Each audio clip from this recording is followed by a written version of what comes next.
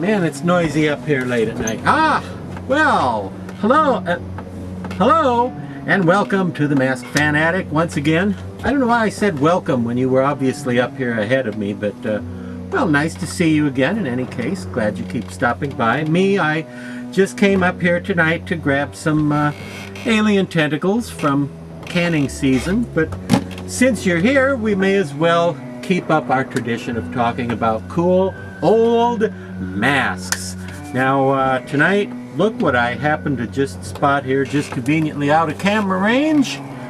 It's a Dawn Post Studios liquor, and that's not like L-I-Q-U-O-R, like the consumable fluid which may cause drunkenness. No, this is L-I-C-K-E-R, as in something that licks, okay? Because that's what he likes to do, is lick with that tongue. And I don't know what he wants to lick with that tongue, but I don't think he should be allowed to do it. I'm pretty sure, in any case, it should be discouraged.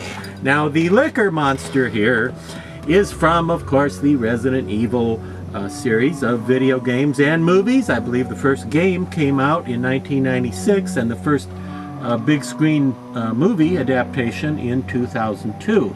Now, there are various types of liquor monsters in the various sequels and offshoots of the game and the various sequels of the movies. There are different variations because all this is happening at this weird genetic research laboratory run by the evil Umbrella Corporation in a place called Raccoon City.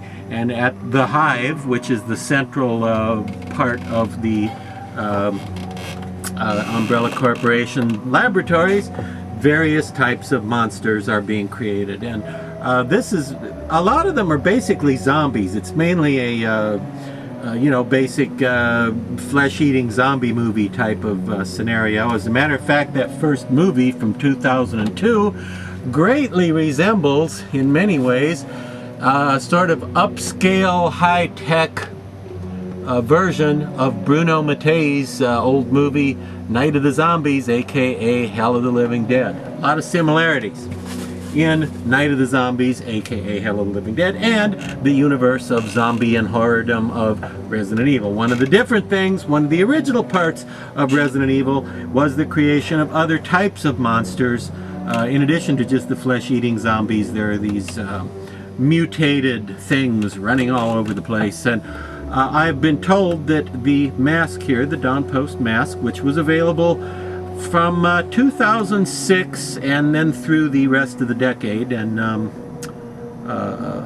little beyond that, I think. I think you can probably still find one today, but I think it was officially discontinued 10, 11, somewhere in there. But anyhow, the liquors with their big licky tongues are basically the same, pretty much the same, although I'm told this is a little more like in the games than the movies. But now one concession has been made here to make a wearable mask out of it, is that it's more shaped like a human head, and a lot of them in the games and the movies tend to be these hunched over, more like animalistic, dog-like mutant bodies where, the creatures would walk on all fours. And this obviously is made to be a wearable mask, so it had to be a little more suited to a human being who would walk upright and wear it at Halloween, or just wear it out on the street on a normal Tuesday afternoon to frighten the elderly.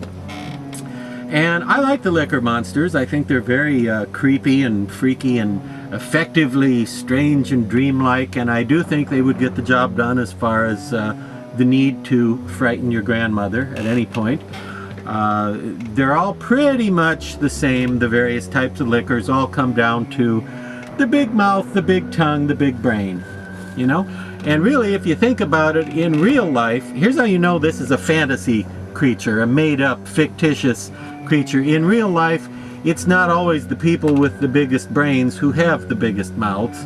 It wouldn't be so bad, really. The people who have the biggest mouths, you wouldn't mind them if they also had the biggest brains. But I would think that he would have a tremendous headache going around with his brain exposed like that. You lose a great percentage of your body heat through the top of your head. That's why your mother used to tell you to always wear a hat when you go out in the cold. You know, your big stocking cap you pull over the brain, and or a thinking cap maybe in your case, or yeah. Anyway. Dawn Post Studios Resident Evil Liquor Mask. I've seen these sold for anywhere, price-wise, from 40 bucks to 80 bucks. I don't know the explanation for that, but you could pay anywhere from $40 to $80 for one of these at the moment. And it's all latex, as you can see. It's got a slit up the back, full head and neck, and as you can probably tell, the tongue is a separately cast piece that's glued on right there.